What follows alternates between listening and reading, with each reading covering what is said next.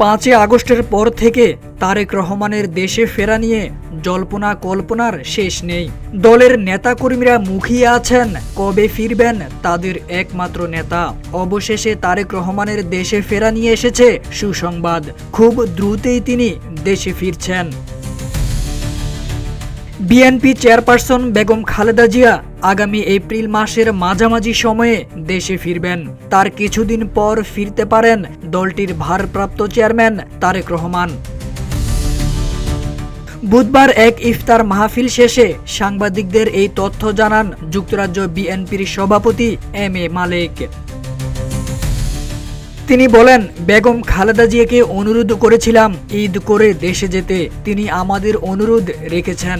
এখন তিনি ঈদের পরে এপ্রিলের মাঝামাঝি সময়ে দেশে ফিরবেন। এম এ মালেক বলেন, ডাক্তাররাও সেই অনুপাতে প্রস্তুতি নিয়ে ম্যাডামকে সেভাবেই চিকিৎসা দিচ্ছেন। তবে এখানে ফ্লাইটেরও একটি বিষয় আছে। ফ্লাইট যদি নির্ধারিত সময়ে না পাওয়া যায় তাহলে 2-1 দিন এদিক সেদিক হতে পারে। তবে ম্যাডাম দেশে যাওয়ার জন্য প্রস্তুত রয়েছেন।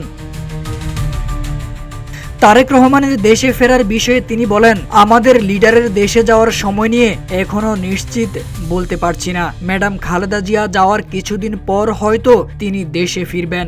একসাথে দুইজন অবশ্যই যাবেন না, এটা আমি বিশ্বাস করি।